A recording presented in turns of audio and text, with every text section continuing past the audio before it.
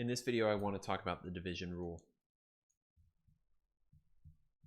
of exponents. What happens when we divide numbers that have the same base but different exponents? For example, 5 to the 7 divided by 5 to the 4. What happens? They have the same base, different exponents. Well, there's a few ways that we could think about this.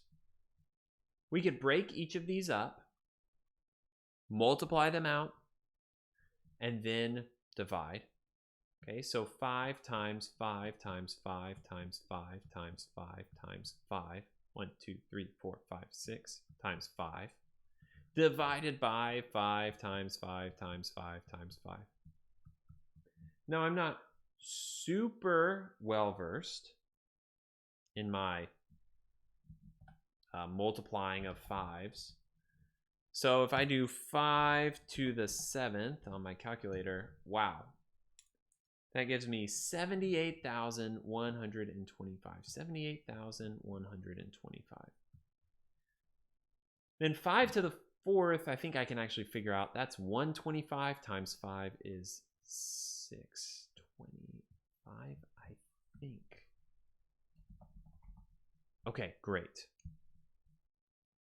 Now, so then I could say, well, 78125 divided by 625, and I'm using a calculator right now, you just can't see it. That would be 125. Okay, so that's one way we could solve it. What's another way? Well, remember, whenever I have any number divided by itself, that just equals that number, right?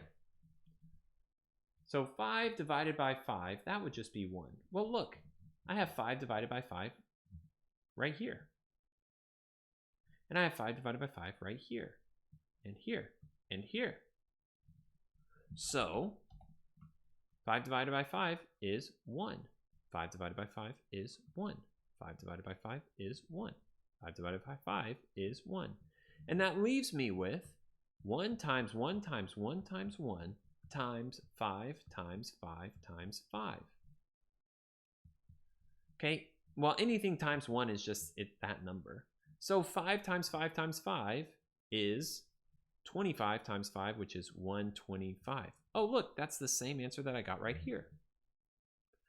Another way, what's another way I could write 5 times 5 times 5? I could write it as 5 to the 3rd power. So, is there a quicker way that I could get from 5 to the 7 divided by 5 to the 4 and use that to get to 5 to the 3rd power? Well, what if instead of doing this, which is great, what if I told you you could just subtract the 2, right? 5 to the 3, or maybe I should say 5 to the 7 minus 4 equals 5 to the 3. The top number minus the bottom number. So here's my division rule. If you have x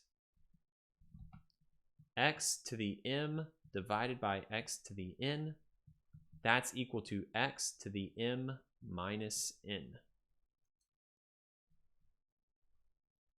Not too shabby. Let's try another example. Let's maybe look at some negative numbers. What if you had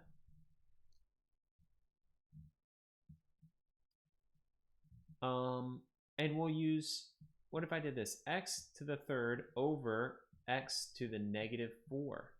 What would that be? Well, using the rule that I just explained, that is equal to x to the 3 minus negative 4. And remember, if I ever subtract the negative, that's adding the opposite. 3 plus 4 is equal to x to the 7. And that's your answer, just like that. Not too bad, if I do say so myself. So if you're dividing, maybe I could have just fit all this on one. If you're dividing then all you have to do is take the exponent on the top and subtract the exponent on the bottom. Watch out for negatives, but as long as you subtract, you should be okay. One caveat, the base has to be the same. Other than that, you should be good to go. Hope this helps with division of exponents.